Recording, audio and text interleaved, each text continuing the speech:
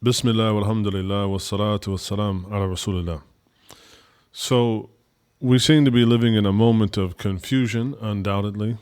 And part of that confusion is what is a man? And so, the world itself seems to be embroiled in a conversation about what is and what is not a man. And of course, that has spilled over into the Muslim context as well. And it's completely understandable that this would become an issue for us as Muslims. We don't live on an island, and so we don't live in complete isolation. So it's understandable.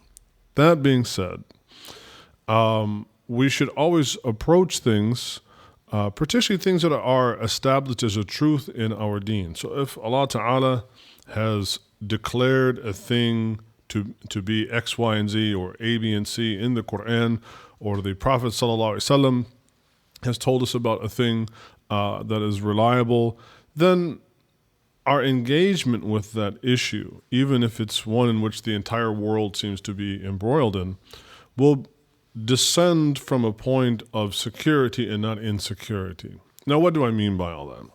So, take for instance today, Muslim Twitter is never ever, it never fails to be a constant source of raised eyebrows and horrible entertainment.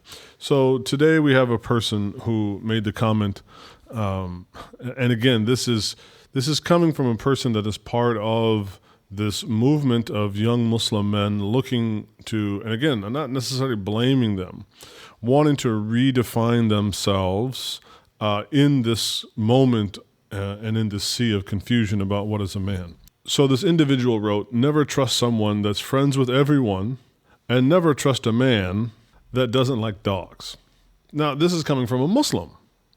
And so this is a person that has a fairly large following and has been involved in, let's just say, the kind of alternative movement amongst some Muslims to try to if not reclaim, certainly redefine masculinity for themselves. And again, I'm not saying that that's in and of itself a bad thing, but to what clumsy efforts will we go to for this? And I think this is emblematic of the issue that we're having today, whether it's the definition of being a man, being a woman, being a human being, that aspects of a person's so-called identity, whether that is your gender or whether that is your race or whether that is your sexual preference, that people are attempting to get some type of spiritual experience out of that.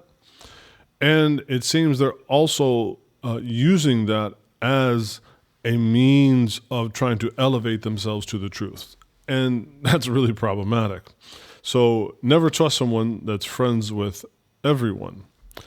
I mean, one, this is not a this is not a truth that we find in Islam.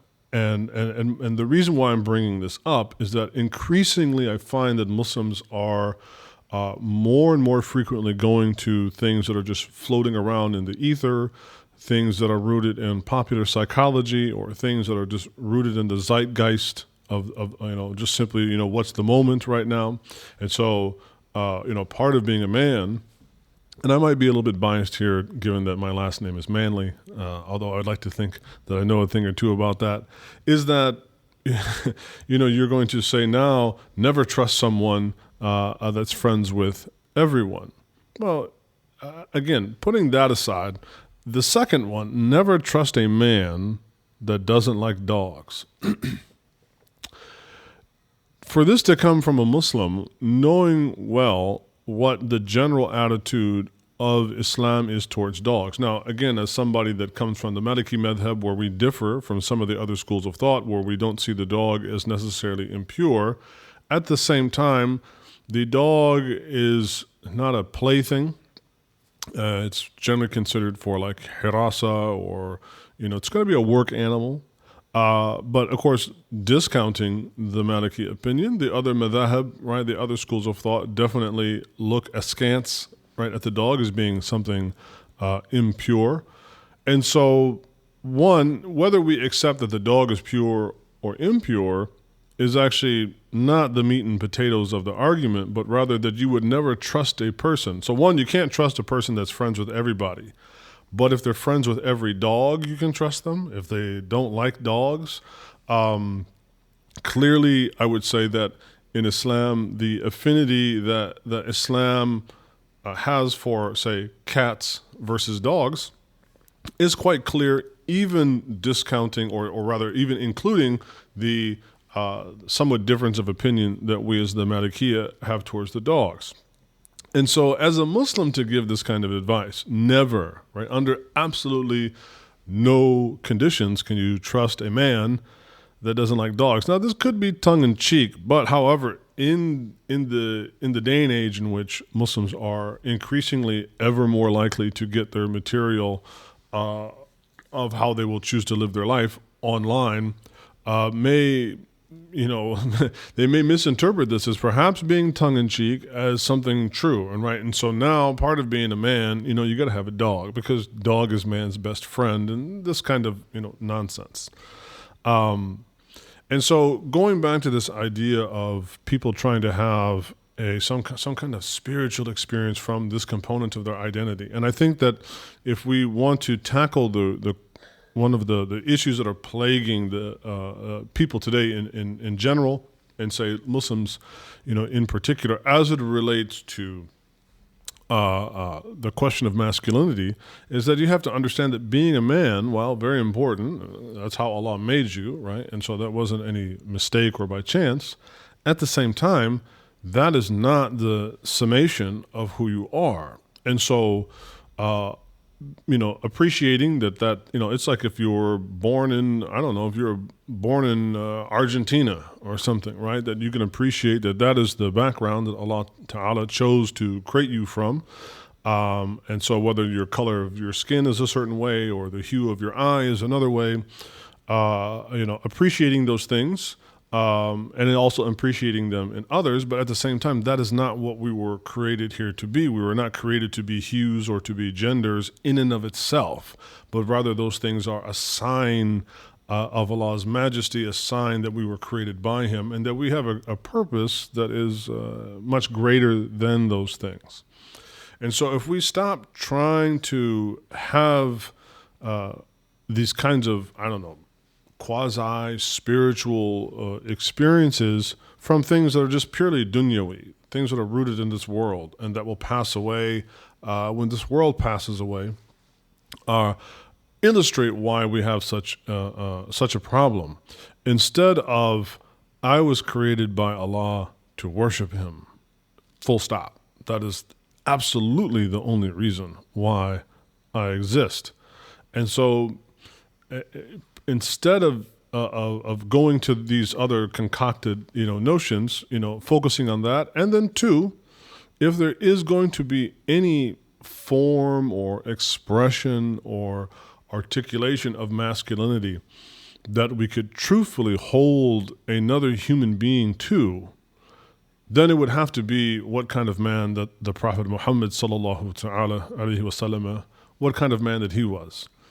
And so I could trust a person who likes a dog or doesn't like a dog, because that's not a criterion. That is not the Furqan, right? That is not a criterion by which I will trust a person or not trust them, like them or not dislike them. Because this also, again, shows the lack of learnedness on people that are willing to make these kinds of proclamations, because it sounds cool and, you know, it fits the zeitgeist very well. But in truth, whether we take the opinions of the Malikiya, like myself, that the dog is pure, or we take opinions that it is not, there is no hukum that prevents one from owning a dog, right? And what I mean by this is that in Islam, you don't have to like a dog and you don't have to hate a dog. You don't have to own one. You don't have to not own a dog. There may be situations and conditions placed around whether one does have one or not, but we're not here to like animals or to not like animals in terms of the very purpose of our existence. and therefore holding our feet to the fire or telling a person that, you can't trust a man if he doesn't like a dog. Or what if a person is, for instance, a Shafi'i or even a non-Muslim that just, I don't like dogs. They don't like them because they slobber everywhere, and that means that you could not trust that person. This is a statement of ignorance, and instead we should be, not just simply sticking to the Sunnah, which of course there's going to be khilaf. That's where the madhahab get their khilaf, they get their differences of opinion about the pureness or the impurity of dogs, is of course from the various statements of the Prophet ﷺ, and from the Salaf. But most importantly, you will talk about things that are far more important, right? And so absolutely, trusting people and how you trust them is very important. And the Quran speaks about that as well, right? If a person that is unreliable comes to you, you have to verify it, right? And of course, generally speaking, you should verify the statements of anything when people come to you. And trust is something that is going to be established between people, not because they own a kind of dog, or an animal, whether they own a dog, a parakeet, a peacock, an elephant. That's not going to be the method of which you establish trust between people. But how is the other way that the Prophet ﷺ has talked about, right? If you do business with them, if you travel with them, so on and so on. There are other ways, of which you can establish trust between a person. Secondly, to be overly suspicious, because this disposition, right? Never trust someone that's friends with everyone. Well, that's being overly suspicious. Again, something that Islam commands us of, not to be overly suspicious of people, and have generally what we call a husnul dhann, right? To have generally a good opinion of people until they demonstrate otherwise. This is actually quite the opposite. Though a person could be friends with everyone. And again, what is friends? I mean, are we talking about somebody that's friendly, that has a pleasant disposition with people? What does that mean? And again, never trust a man that doesn't like dogs. Well, what if a person doesn't like them, but otherwise they are a completely honest person? What you're saying is that by not liking dogs, that will somehow preclude them from being trustworthy in their character. And so this is, going back to this issue of, we live in a moment where this is a very bizarre moment, in my opinion. I've been Muslim now for almost 35 years. And I have never seen another moment in my life as a Muslim, but then just reflecting back over the centuries of our beloved and honorable ummah, that I cannot find a time in which people are more anti-intellectual than the time we live in now.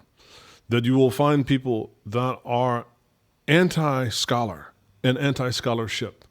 Or you will find people that they claim to love the scholars, but they don't study.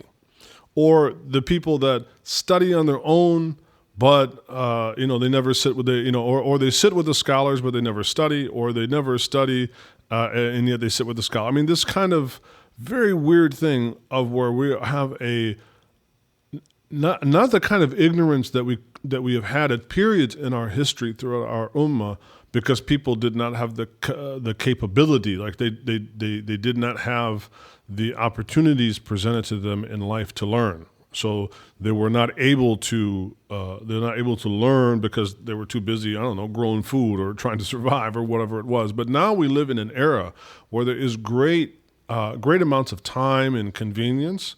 And it's these kinds of people, not the person that's so busy, working in a field somewhere that they don't have time to sit and study, but people that actually do have leisure time, and yet they seem to absolutely despise reading and learning. And this is a very bizarre moment that we are living in, and may Allah rescue us from that and rescue us from ourselves. So if we really want to have a conversation about masculinity, one is to understand it in terms of, if we want to talk about gender, that is defined as a non-negotiable binary from the Quran.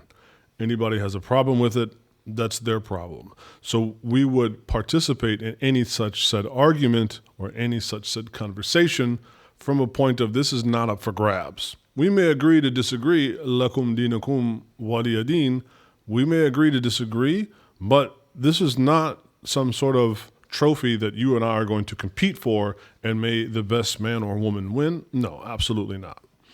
And so if we're going to participate in those, that's how we need to remember. And so the only way that that can happen, though, is to have a broad foundational literacy of what the Quran says, of what the Prophet ﷺ said and did, and generally, what does Islam say, to have a broad literacy in the religion. That will not come about if we continue this antagonistic attitude towards learning, sitting, and reading. We will only unfortunately see more of this kind of, really a kind of gibberish. It is a half-hearted, juvenile attempt to carve out a dignified existence in a moment of confusion. And I understand that, but that's not the same as a dignified and dedicated approach to studying and learning. And that's really what is upon us. It's been upon us in every single time and age, and it's the same one that is the obligation that is upon us now. So leaving this here for your thoughts and considerations. And if you wanna have an animal understand that it is, that is something that Allah Ta'ala will judge you in terms of your treatment of the animal. We are extolled by our noble examples, sallallahu alaihi wasallam, right, to be kind and to take care of animals, but also they are not playthings merely for our whims, and that not all animals are the same. Some of them have more strictures around them, but that's another conversation. May Allah Ta'ala indeed make us believing men and women, mu'mineen wal mu'minat wal muslimin wal mu'minat lahu, for his sake, inshaAllah. Wa salawatullahi ta'ala ala nabiyhi al-kareem wa ala alihi wa ashabihi ajma'in. Walhamdulillahi rabbil alameen. Assalamu alaikum.